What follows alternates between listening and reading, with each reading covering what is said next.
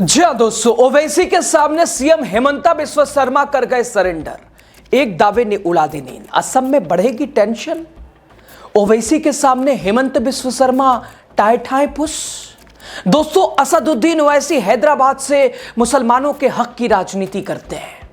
बिहार चुनाव एमआईएम को मिली जीत के बाद ओवैसी का राजनीतिक कद और भी ऊंचा हो गया है। देश में मुसलमानों के सबसे बड़े नेता बनकर उभरे हैं। हेमंत बिस्वा शर्मा बीजेपी में हिंदुत्व की राजनीति करने वाले नेता हैं, जिनकी खुली नफरती लाइन है मियां मुसलमानों के खिलाफ। किसी न किसी दिन ओवैसी और हेमंत बिस्वा शर्मा का टकराव तो होना ही था, आमना सामना, और वो दिन आ चुका है। देश की राजनीति में हेमंत बिस्वा शर्मा के एनिमेटेड वीडियो ने ऐसी आग लगवाई है, सुलगाई है, जिसकी तपिश हैदराबाद से लेकर दिल्ली तक और सुप्रीम कोर्ट तक भी पहुंची है। ओवैसी का आरोप कि वीडियो में हेमंत बिस्वा शर्मा को मुस्लिम वेशभूषा वाले लोगों पर पॉइंट ब्लैंक रेंज से गोली चलाते हुए दिखाया गया है। वीडियो में कोई दया नहीं जैसे स्लोगन का इस्तेमाल किया गया, जैसे ओवैसी ने नरसंहार के लिए उकसाने वाला करार दिया है। हल्ला मचते ही वीडियो हटा लिया गया। असम बीजेपी ने वीडियो डिलीट कर दिया। हेमंत बिस्वा शर्मा इतने बैकफुट पर आए कि कहने लगे कि उन्होंने ऐसा कोई वीडियो देखा ही नहीं। हेमंत बिस्वा शर्मा अरसे से लगातार मियां और मुसलमानों के खिलाफ बोल रहे थे, लेकिन मुसलमानों को गोली मारने के एनिमेटेड का ताप झेल नहीं पाए, मुकर गए।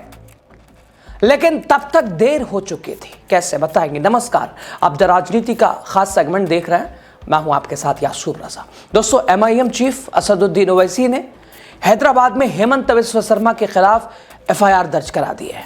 हैदराबाद पुलिस कमिश्नर से मांग की है कि हेमंत बिस्वा शर्मा के खिलाफ कार्रवाई हो। और दूसरी तरफ दिल्ली के एलजी रहे नजीब जंग समेत 12 जानी मानी हस्तियों ने सुप्रीम कोर्ट में पीआईएल लगाकर शिकायत की है। मांग की है कि संवैधानिक पदों पर बैठे लोगों के हेट स्पीच के खिलाफ सख्त गाइडलाइंस बनाई जाए। जमीयते उलमाए हिंद के अध्यक्ष मौलाना अरशद मदनी की याचिका पहले ही सुप्रीम कोर्ट में लग चुकी है, जो हेट स्पीच के खिलाफ सुप्रीम कोर्ट में सुने जा रहे केस के साथ हुई। कुछ दिन पहले मौलाना मदनी ने भी सुप्रीम कोर्ट में याचिका दायर करके शिकायत की थी कि सीएम हेमंत बिस्वा शर्मा के बयान मुसलमानों को निशाना बना रहे हैं। लेफ्ट पार्टियों ने भी सुप्रीम कोर्ट में याचिका लगाकर हेमंता के मामले में इंसाफ की मांग की है। दोस्तों, चीफ जस्टिस सूर्यकांत ने फिलहाल इतना ही कहा कि लगता है चुनाव का एक हिस्सा सुप्रीम कोर्ट में ही लड़ा जाना लगता है। दोस्तों, सीएम हेमंत बिस्वा शर्मा खुद को हिंदुत्व के कट्टर रक्षक और घुसपैठ के खिलाफ लड़ने वाले नेता के रूप में पेश करते हैं, और वहीं असदुद्दीन ओवैसी उन्हें संविधान विरोधी और सांप्रदायिक नफरत फैलाने वाला बताते हैं। अब चुनाव आया तो ओवैसी ने सीएम हेमंता को सबक सिखाने की ठानी है। कुछ दिन पहले हेमंत बिस्वा शर्मा ने मियां मुसलमानों को परेशान करने और मुस्लिम ऑटो चालकों को किराया कम देने की बात कही थी कि 5 मांगे तो 4 देना, परेशान करो। इस पर दोस्तों पलटवार करते हुए ओवैसी ने उन्हें 2 रुपए का भिखारी कहा और भीख के तौर पर सिक्का दिखाते हुए उनके खाते में पैसे भेजने का मजाक उड़ाया था। लेकिन ओवैसी बस प्रेस कॉन्फ्रेंस तक नहीं रुके। लंबे वक्त से असदुद्दीन ओवैसी पर आरोप लगता है कि वो बीजेपी की बी टीम है, लेकिन अब उन्होंने इस मीथ को तोड़ने की कोशिश की है। चीफ मिनिस्टर आसाम का एक वीडियो डालता है, बंदूक है और गोली चला रहा है, और गोली एक फोटो बनाई गई एक मुसलमान साहब के बच्चे के साथ बैठे हुए, क्लीन शॉट बोलते, नो मर्सी।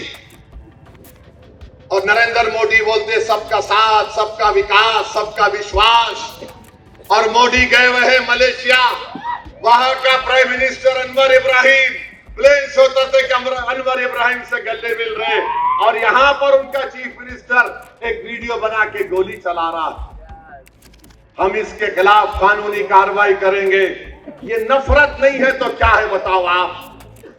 मजाक किया जा रहा है आसाम के मुसलमानों से कि आप वीडियो बनाते हैं, उसको डिलीट करते हैं, मगर सोशल मीडिया पे तो आ गया वो। मतलब एक ही है, मकसद एक ही है कि इनकी इज्जत को कम कर दिया जाए। सुनो हेमंत बिस्व शर्मा, हम तुम्हारे इन चीजों से डरने वाले नहीं हैं। मुसलमान जीता है तो अल्लाह के रहमो करम पर जीता है, और याद रखो मरना तो सबको है एक दिन। ना तुम रहोगे ना मैं रहूंगा इस दुनिया से। हम अल्लाह के हुक्म से जिंदा हैं। अगर हम मर भी जाएंगे तुम्हारी गोली से तो खुदा की कसम हम शहीद कहलाएंगे। जिंदा रहेंगे तो लोग बोलेंगे ये मुजाहिद है या गाजी है जिसने जालिमों से पंजा आजमाई की। मगर अगर तुम्हारे नीच हरकतों से हम मौत के खौफ से अपना इस जमीर का सौदा करने को तैयार नहीं है, मगर तुम बेनिकाब हो रहे हो मुल्क में भी और सारे दुनिया में भी कि तुम सिर्फ नफरत के ऊपर एक छोटा सा आसाम का इलेक्शन जीतना चाहते हो। वो बीजेपी की बी टीम नहीं बल्कि बीजेपी के खिलाफ अपने मुसलमान भाइयों के लिए लड़ रहे हैं। हेमंत बिस्व शर्मा जैसे बड़े बीजेपी कद के नेता के खिलाफ एफआईआर कराना कोई दिखावा नहीं हो सकता है, क्योंकि आगे चलकर ये हेमंत बिस्व शर्मा के लिए बड़ी मुश्किल हो सकती है। दोस्तों, असदुद्दीन ओवैसी की भी मजबूरी है। अगर मियां की गाली देने वाले हेमंत बिस्व शर्मा पर शिकंजा नहीं कसेंगे तो किस मुंह से असम में चुनाव लड़ने उतरेंगे? किस मुंह से मियां मुसलमानों से वोट की उम्मीद करेंगे? असम विधानसभा चुनाव 2026 के लिए असदुद्दीन ओवैसी की पार्टी एमआईएम ने एक सोची समझी रणनीति तैयार की है, जिसका फोकस मियां मुसलमान है।